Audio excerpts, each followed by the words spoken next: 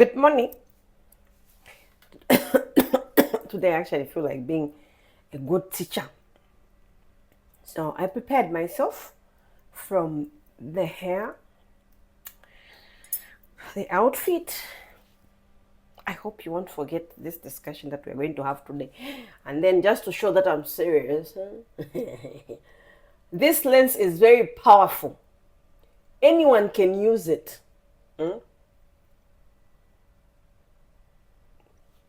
This is how we teachers do it, as if there is something we are trying to fish for.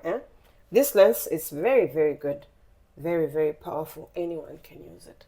So, okay, now I'm ready. I want to talk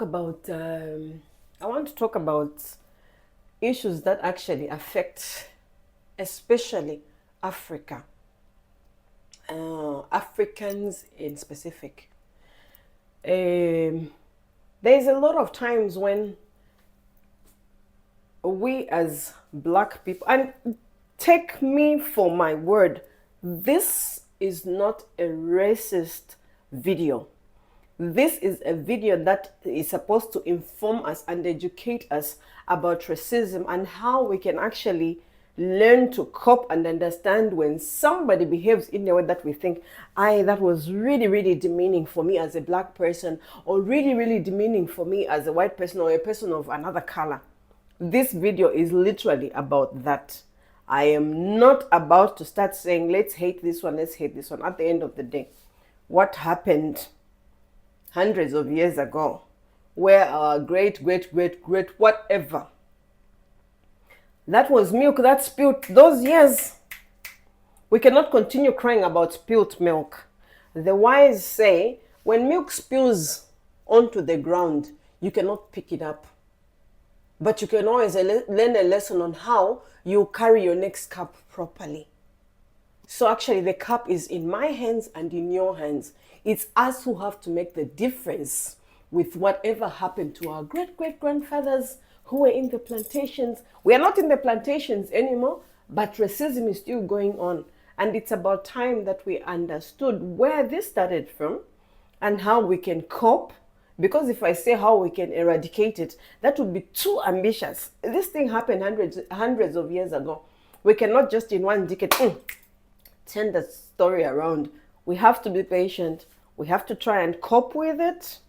Then we can abolish it. You cannot just skip this one. Let's come here where we are trying to cope and see, okay, how do we understand this? How do we actually move forward to abolishing the whole thing, if it will ever happen? But I hope it will happen one day.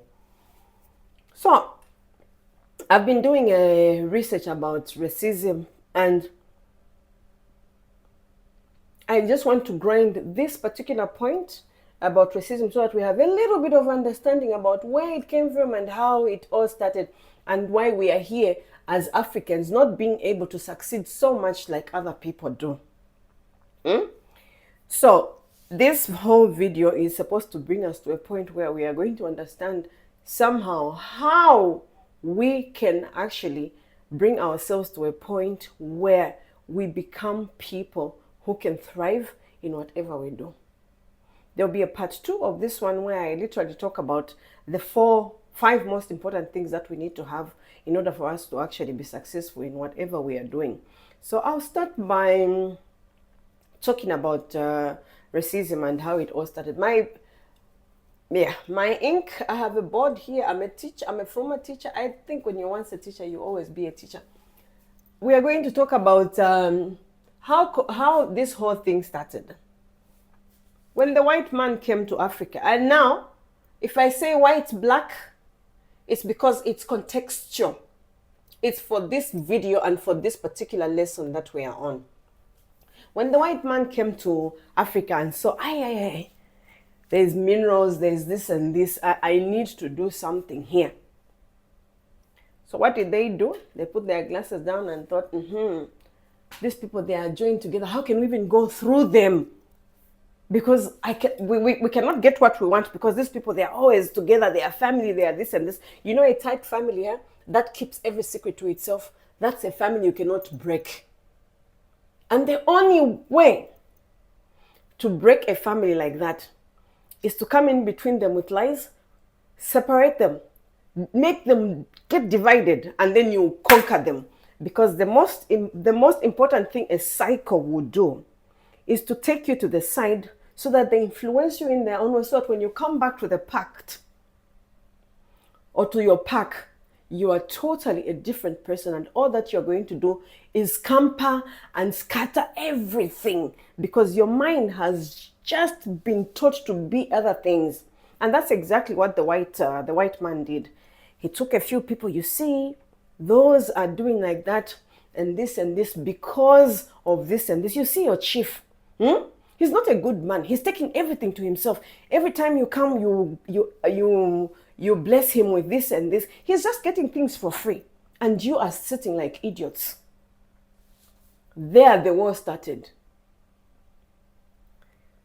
Subordinates fighting against their own chiefs, the people fighting against their own subordinates, fighting against their own headmen, and from being one kingdom, they became chiefdoms, small chiefdoms, and from chiefdoms, they became small headmen here, there, and those headmen, they became their own kingdoms. And before we knew it, Africa was shared into millions of pieces because somebody thought, if I do this, I take this one out and tell them, your neighbor is evil. He's the one who has caused you to do this and this and this. And I just have proof that 1 + 1 is giving 2. You see your neighbor. Yesterday, they were very good observers I can imagine. So they would sit from a distance and watch what's happening, and then they would go in and tell the Africans, hey, your neighbor yesterday, I saw them at midnight. This is what they were doing, da da da da. And if they put the two people together, yes, but weren't you there yesterday at my house? Yes, but I was doing something else, not what you're talking about. But then the fact that somebody was there, that's already a point for somebody to get annoyed and to suspect my misery is because of this one.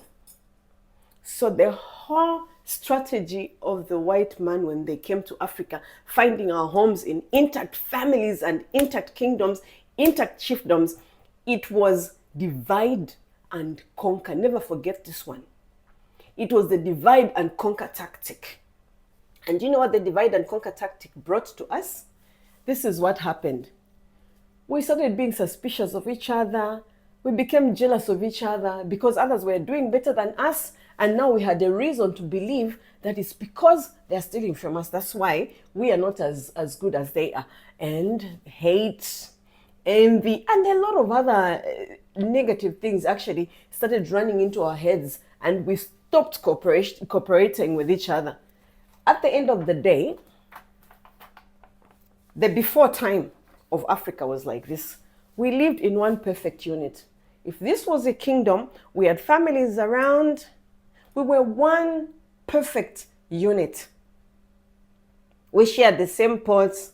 We shared the same food. We shared our family. We shared stories. We were just a unit, a perfect unit with families. Then, the Bible came. No, you shall not do this. You shall not do this. And da da da da da da da da da da da da da. You see, when your neighbor does this, forgive them, da da da. But at night, they were coming in to tell you, your neighbor, he's the source of all your misery. With one hand, we are being taught this is this. And with the other, they are killing because they want us to be divided. So that when we can't work together, we cannot support anything when we're not working together. That is just it. It's a spirit of divide and conquer. That's the way it is. Just make people hate each other. Create stories. You'll see how quickly you will actually get everything you want from someone if you use the spirit of divide and conquer. And that's exactly what happened.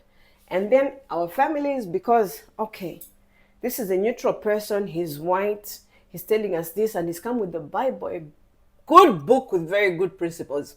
I love the Bible. I love that book because it has very good principles. Very, very profound principles. I don't care whether you're a Muslim, you're an atheist, whatever. But the principles that are in that book, Whoever wrote it, whoever collected it, I have no clue. And if you ask me what I believe about the